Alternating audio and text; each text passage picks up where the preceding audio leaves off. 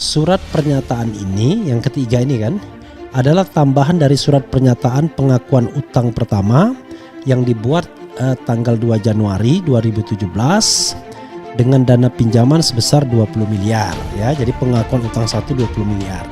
Dan surat pernyataan pengakuan utang kedua tertanggal 2 Februari 2017 dengan dana pinjaman sebesar 30 miliar. Kita tidak tahu minjem dari siapa ini ya. Nah, jadi pengakuan utang 2 itu 30M. Jadi jumlahnya 50M memang. Tapi pada item kedua dari surat pengakuan utang ini, saya mengakui meminjam uang kembali sebesar 42M dari Bapak Sandiaga Salahuddin Uno tanpa jaminan dan tanpa bunga pada tanggal sebagaimana disebut di bawah ini untuk keperluan pemenuhan kewajiban 70% dari total biaya pada kampanye putaran 2 Pilkada DKI 2017 ya. Karena total biaya 60M, di mana dana pinjaman 3 tersebut akan diserahkan oleh Bapak Sandiaga Salahuddin Uno langsung kepada tim kampanye. Ada lagi aneh yang ngomong tuh, yang komentar pendukung Anies. Itu menunjukkan bahwa Anies Rashid Baswedan itu bersih. Itu menunjukkan bahwa Anies Rashid Baswedan itu tidak korupsi. Itu menunjukkan bahwa Anies Rashid Baswedan itu mandiri segala macam. Apa hubungannya punya hutang dengan tidak korupsi? Itu adalah dua hal yang berbeda dan bisa juga dilakukan secara bersamaan. Misal seseorang itu punya hutang tetapi juga dia korupsi, boleh aja, bisa aja. Surat utang piutang Anies Baswedan Sandiaga Uno beredar. Ada 7 poin perjanjian.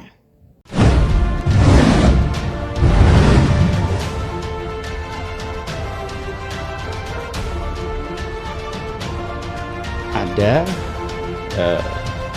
pinjaman, sebenarnya bukan pinjaman, dukungan yang pemberi dukungan ini meminta dicatat sebagai hutang.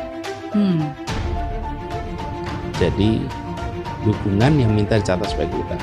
Lalu kami sampaikan, bila ini kan dukungan untuk sebuah kampanye, untuk perubahan, untuk kebaikan.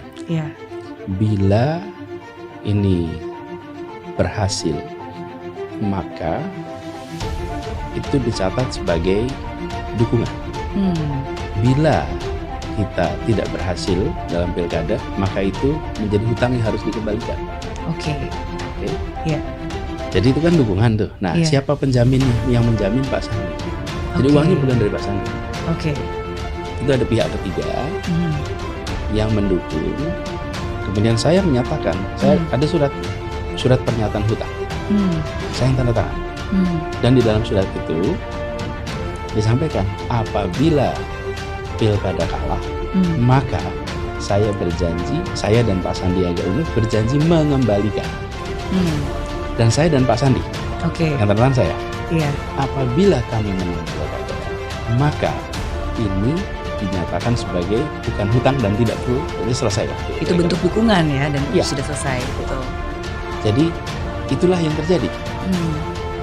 Makanya begitu pilkada selesai, menang, selesai.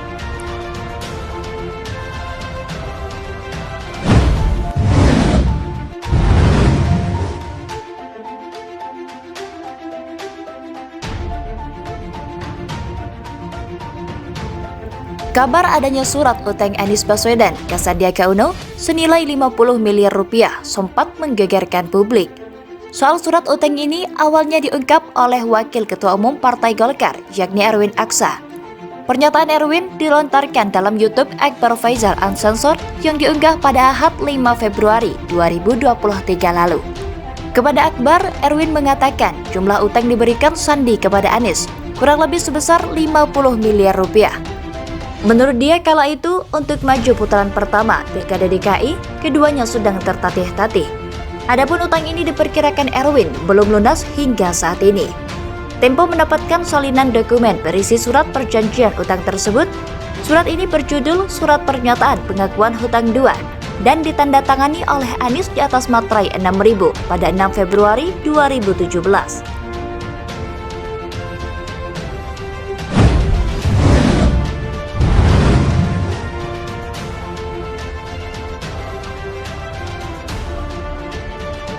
Ada 7 poin dalam surat ini. Pertama, surat pernyataan ini adalah tambahan dari surat pernyataan pengakuan hutang 1 yang dibuat pada 2 Januari 2017 lalu yang sebesar 20 miliar rupiah. Yang kedua, Anies mengakui kembali meminjam uang sebesar 30 miliar rupiah dari Sandi tanpa jaminan dan tanpa bunga pada 2 Januari 2017. Dana ini digunakan untuk keperluan kampanye Pilkada DKI Jakarta tahun 2017. Adapun dana ini akan diserahkan oleh Sandi langsung kepada tim kampanye. Yang ketiga, Anies mengakui bahwa total jumlah dana pinjaman 1 dan pinjaman 2 adalah sebesar 50 miliar rupiah.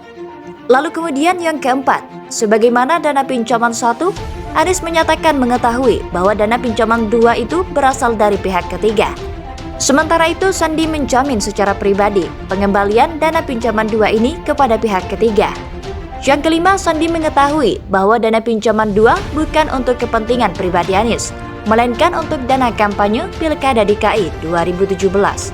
Musababnya, dana yang dijanjikan Erwin Aksa selaku pihak penjamin berdasarkan kesepakatannya dengan Partai Keadilan Sejahtera atau PKS dan Partai Gerindra saat itu belum tersedia. Yang keenam, Anies berjanji dan bertanggung jawab akan mengembalikan dana pinjaman 2 jika dirinya dan Sandi tidak berhasil terpilih menjadi gubernur dan wakil gubernur pada Pilkada 2017 dengan berkoordinasi dengan pihak penjamin. Dan yang ketujuh, jika Anies dan Sandi terpilih menjadi gubernur dan wakil gubernur DKI Jakarta pada Pilkada 2017, maka Sandi berjanji untuk menghapuskan dana pinjaman 2 serta membebaskannya dari kewajiban mengembalikan dana pinjaman 2 itu.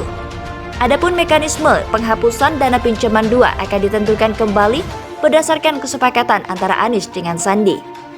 Tempo telah mengkonfirmasi dokumen ini kepada Ketua Tim Anies Baswedan, yakni Sudirman Said.